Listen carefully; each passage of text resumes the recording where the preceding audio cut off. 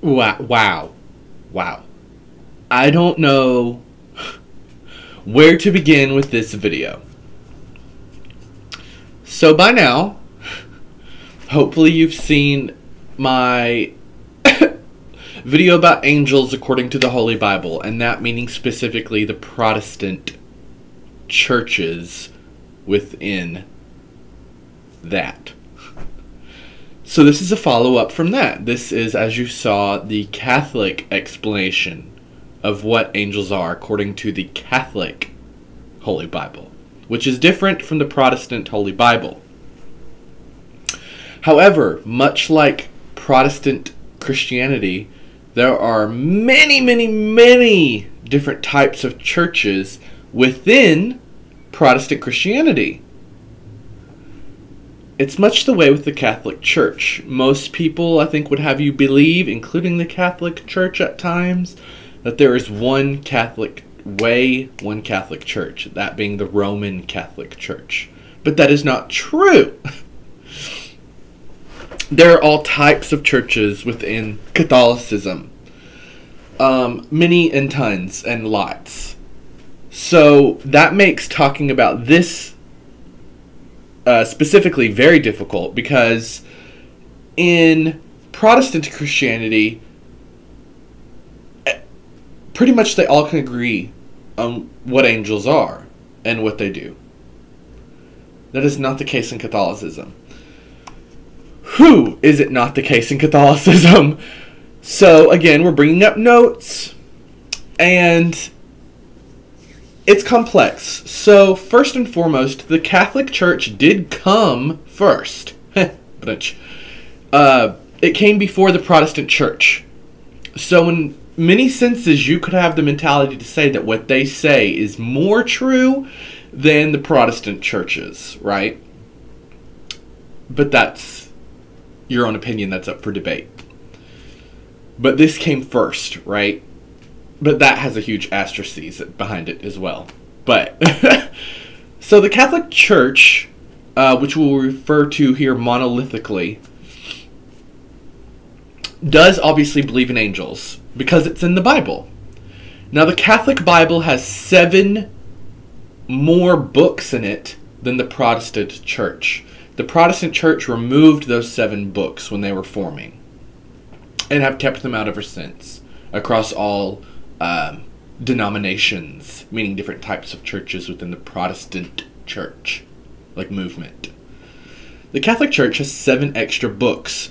Now, within that, there are some sects of Catholicism that add in even more books that are not recognized by the Roman Catholic Church. That being like the Apocrypha, that being like the Book of Enoch, most notably. Also included in are some Gospels, such as the Gospel of Judas, the Gospel of Mary Magdalene. But again, those are not officially recognized as canonical by the Roman Catholic Church.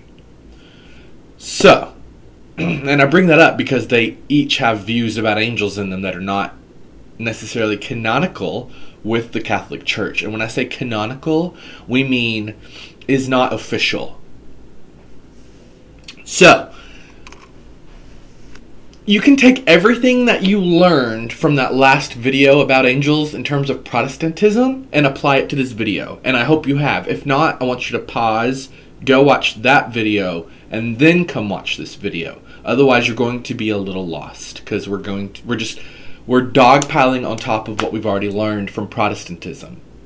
So, disclaimer at first, you already know this by now, but I am not a Catholic. I was not raised Catholic. I do not have close friends who are Catholic, or do I have friends or family who were raised Catholic. So, everything I know about Catholicism is from my own research. I have never even attended a Catholic Mass. I've never stepped foot inside of a Catholic church. So, this is just my own research from the internet, and I tried to get a lot of it from credible sources, like from actual Catholic sources. One that I found that was particularly helpful was a Catholic church, whose name I now forget, based out of Green Bay, Wisconsin. Their website was immaculate. I feel like there's a Catholic joke in there. But it was immaculate and amazing. actually, and very informative, and had lots of opinion pieces, and I really enjoyed digging through it. So anywho, I tried to be, again, I'm trying to speak as clearly and as knowledgeably as possible about a religion that I am not really a part of. So, where were we at? So, yes, so there you go. So, jumping in the Catholic Bible, what I find particularly interesting immediately is that it is so complex when it comes to angels. Like, there is a established hierarchy of angels. They have, like, their own, like, culture and government. Like, they are their own people, aside from humans and aside from God. Like, they are their own thing. And that is to say they still serve God, of course. But, like, they're just it's so well developed as a concept. This concept of angels and who they are, what they do, how they work. All of that is defined for you. There's like very little questions left about angels after reading the Catholic texts. And they break angels up into 3 spheres. Okay? And there's the first sphere, which we'll focus on first, and we'll go numerologically. So in the first sphere of angels, the first sphere of angels are the servants of God.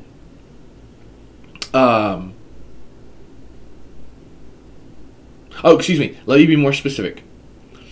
The first sphere, I wrote this down. That way, you know.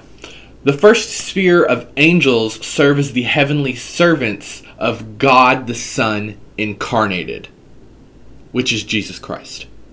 So, again, I'm reading this straight from the text. If you're a Catholic and want to correct me, please do so below. I love learning, and part of learning is being corrected when you were wrong. So, but however, I think I've got this, but we'll see. So the first sphere of angels, yes, they're still angels, so they serve God, they work for God, and they come down to people and they're like, yo, what's up? This is what's good from God. Just like we learned in Protestantism. However, it does seem that in the Catholic Bible, the first sphere of angels do have a special purpose, and that is being the servants of God the Son incarnated. Which again, the Son of God is Jesus Christ. So, that's pretty cool. Now, I did see where it said that the first sphere of angels worship and see God directly. So again, these are angels that are in the inner circle. They're in the throne room of heaven. And they communicate with Him directly. And now within the first sphere, there are 3 types of angels. 2 of these are the angels we learned about in Protestantism. There's seraphim and there are cherubim. Now, seraphim, if you remember, are the burning ones. They're the ones that have 6 wings and serpent-like bodies and fire. They're the highest angelic class, which I find interesting here in Catholicism because I assumed that the highest angelic class was an archangel, hence the prefix in their name arch. Not arch, archangel. Sometimes I say archangel. We'll just have to go back and forth on that. So, I find that interesting and suspicious. Like, why is it a seraphim? I don't know. But anyway, so you already know about seraphims. I'm not going to spend too much time on them because they are basically exactly the same as they are in Protestantism. The way they're described, all of that is exactly the same. However, it is specifically pointed out in the Catholic Bible that seraphim are the highest angelic class, and they serve as caretakers of God's throne room. Oh, and I did find this, which I thought was kind of cute. There is kind of like a song that the seraphim sing, like just a little sequence. Of course, we don't have the notes to know how it actually sounds in the Bible written. But the words were, "Holy, holy, holy is the Lord Almighty. The whole earth is full of His glory." And I just like the idea of that, of them singing that, like while they work and tend to the throne room. So, then we have cherubim, which we also learned about in Protestantism. Transplant literally everything you know about cherubim from your last video and put it here. They're exactly the same. They're mentioned in Genesis, Exodus, Chronicles, Ezekiel, and the Book of Kings, and I think the Book of Revelation. So they're mentioned, again, these were the ones that were mentioned like 33 times in the Holy Bible, the Protestant Holy Bible, and in the Catholic Holy Bible, I think that number is, it's not doubled, but it's a lot more than 33. Like a lot more. Also, Thomas, who, Saint Thomas here in Catholicism, is Aquinas. Saint Thomas Aquinas is the one who imagined that Satan must have been a fallen cherub based on his appearance, which we talked about in the last video as well. So, thirdly, in this first sphere of angels, this is a new type of angel that we did not have in Protestantism. These are angels called thrones, slash Ophanim. I hope I'm pronouncing that correctly.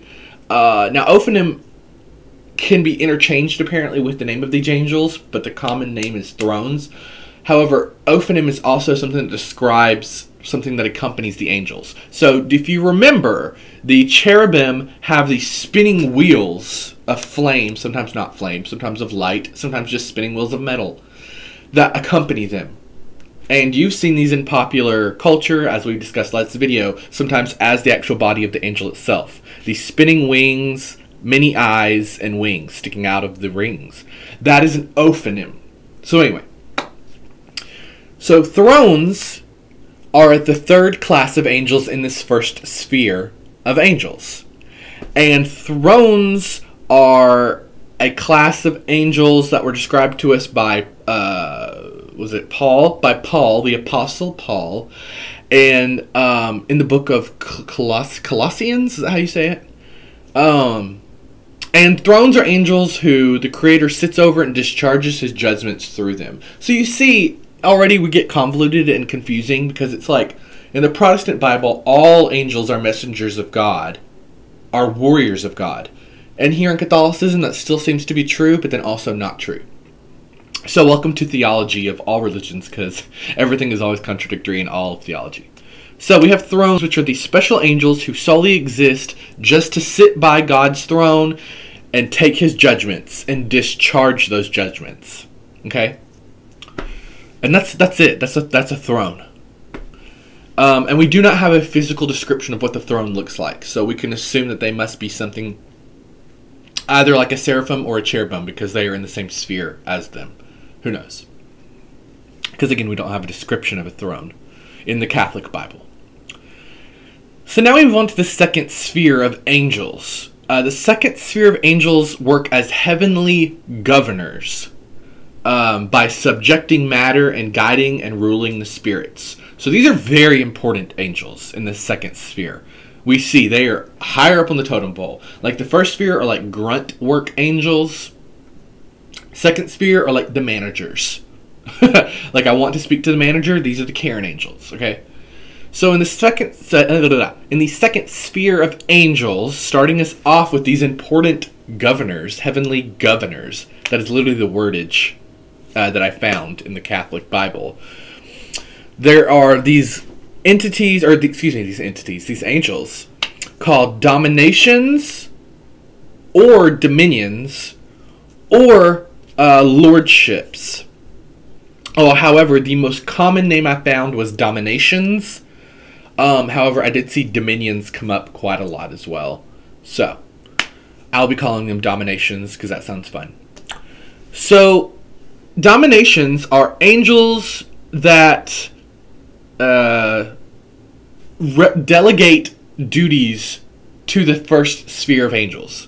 So I guess if God doesn't speak to these to the thrones, cherubims, and seraphims directly, I suppose that's where the dominations come in, and they say, "Hey, word up on the street. Okay, so this is everything God told us today. This is what I need you to do. This is what I need you to do." They're the manager. They're delegating to all of these associate angels their jobs from God. And while cherubims and seraphims And I think in a couple of instances thrones, but mostly just cherubs and seraphims. While cherubs and seraphs are seen a lot by humans, be them seers and prophets or not, dominations are not seen by humans.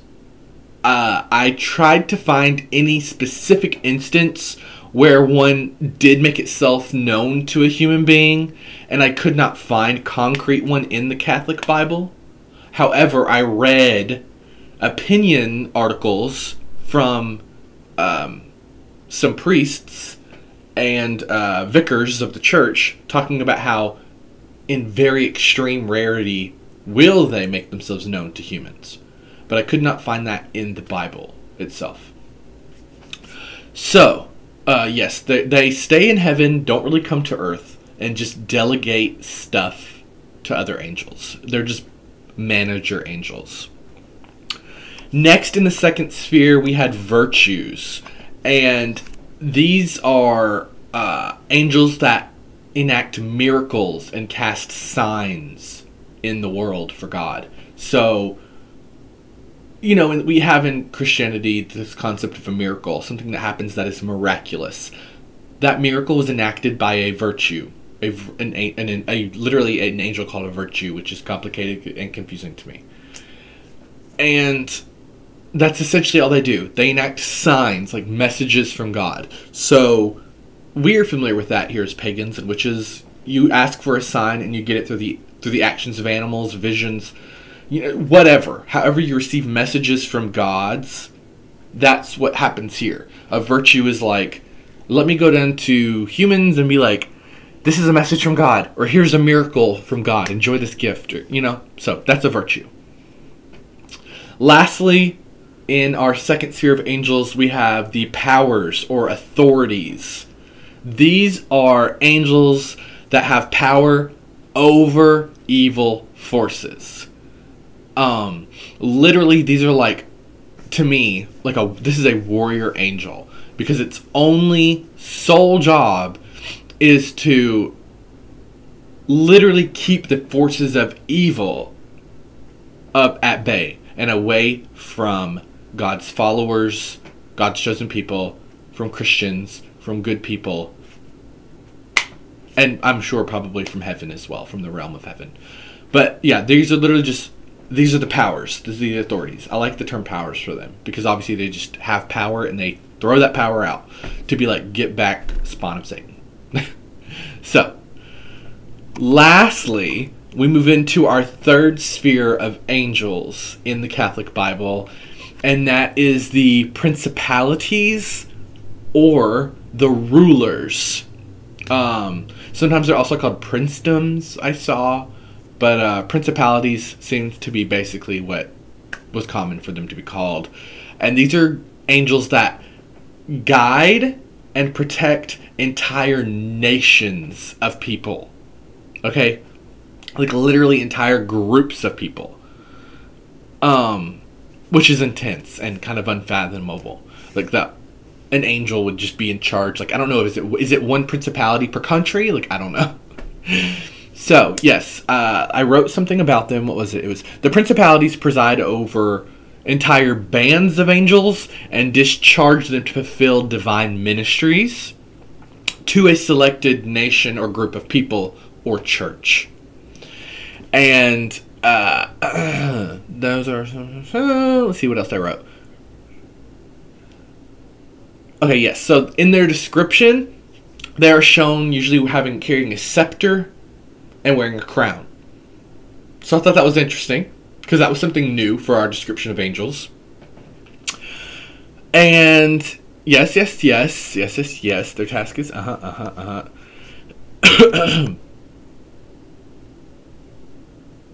Oh, I thought that was interesting as well, was that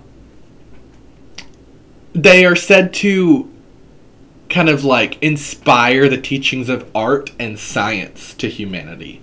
And I thought that was fascinating as well, just an interesting tidbit. So, but that's essentially a principality. That's what they do. They instruct and protect entire huge groups of people, not just individuals. So I thought that was neat. And they had a unique description of how they would look with their accessories. I thought that was neat. So, archangels.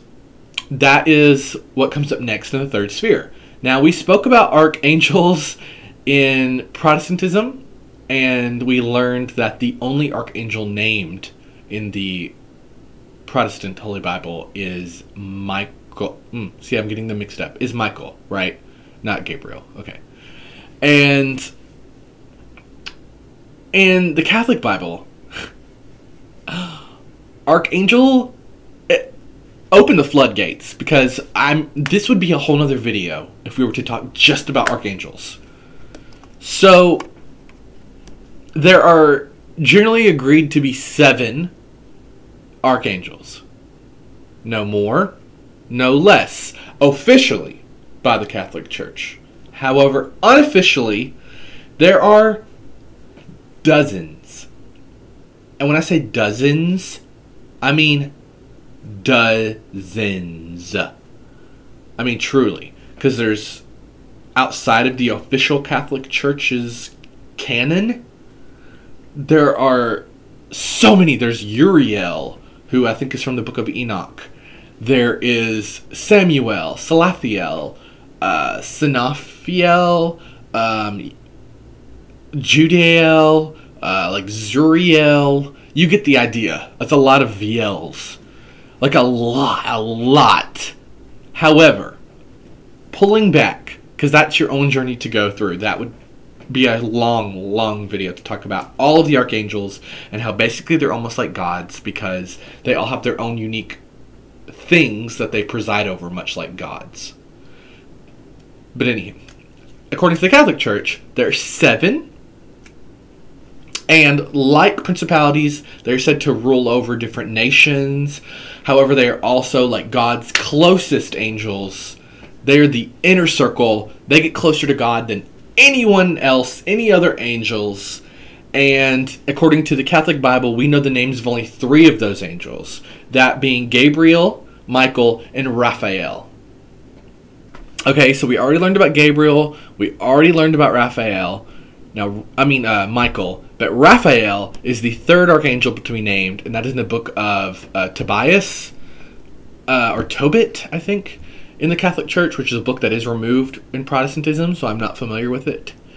And in it, he doesn't really do anything special, but he is name-dropped as an archangel. He says, the angel himself speaks, and he says, I wrote it down. If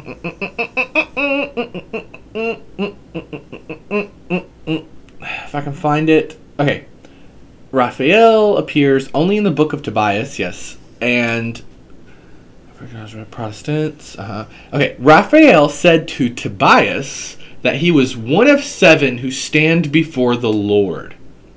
And he is generally believed, it's generally believed that Michael and Gabriel obviously have to be the other 2. However, I just find this weird because, again, in the Protestant Bible, we did not say that, was it Gabriel was an archangel. In fact, I think we assumed or said that he was like a seraphim. So I just think it's interesting that here in the Catholic Bible, we now say that he's an archangel. So, this is my opinion. Let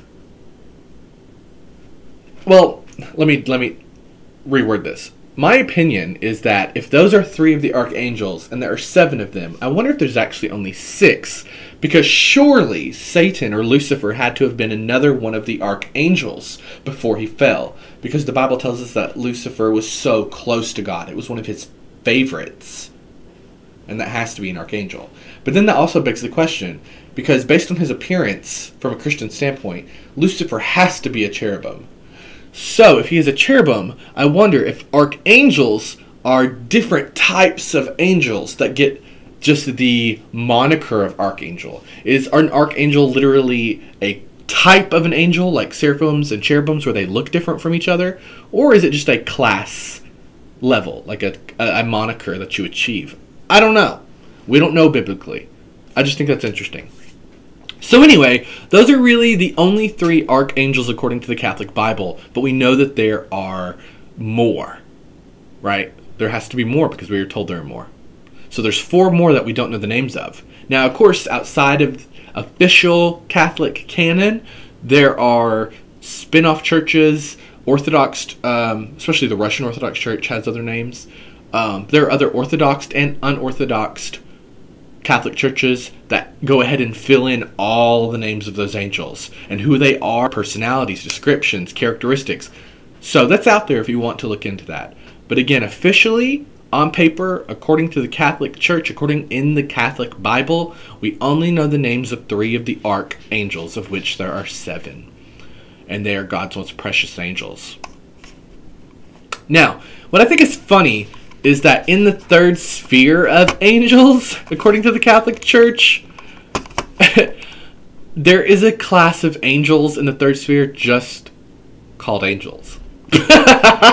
However, they are sometimes also called malachim, which comes from Hebrew. But it literally just means plain angels. Like they're just angels. They're the basic ones. And these are literally just they're literally called out as the lowest order of celestial beings. However, they are the most recognized. These are the ones who are the most concerned with the affairs of men.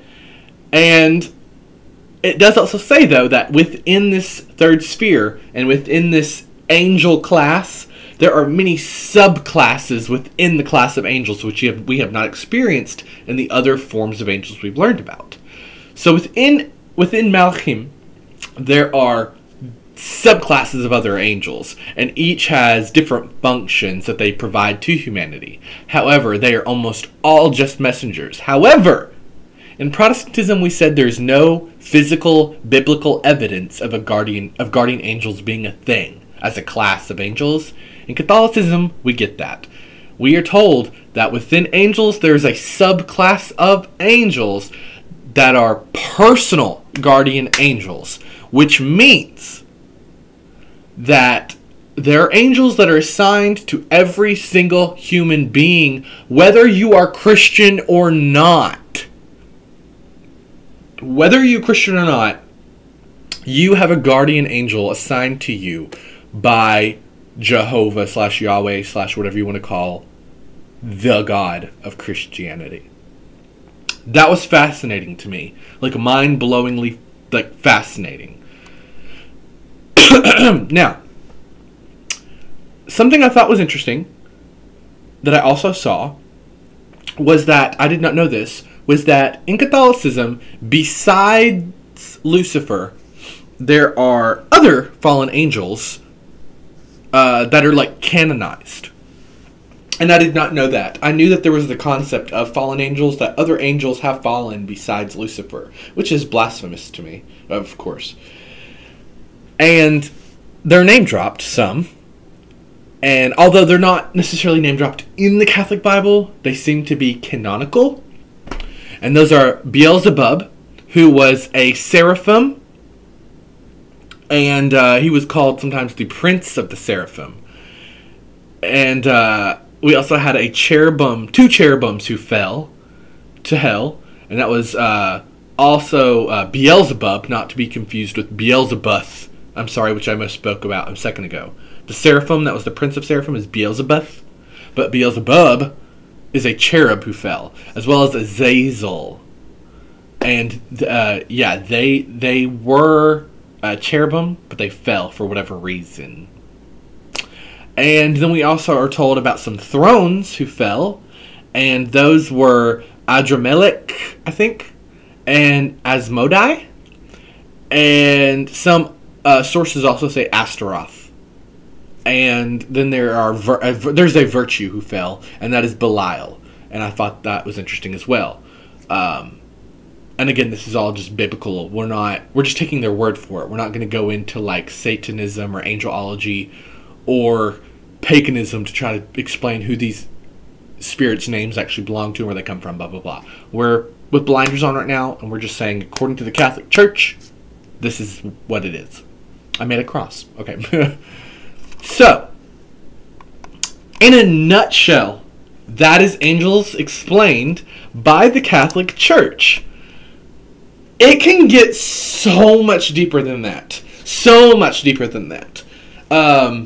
Because as I said, they named so many angels and go into so many specifics about the different classes and spheres of angels. It can go on and on and on. However, that's all we're going to talk about today. Otherwise, we would be here for hours. So, according to the Catholic Church, those are angels. And, yeah, I think it's a pretty nice piggyback off of Protestantism.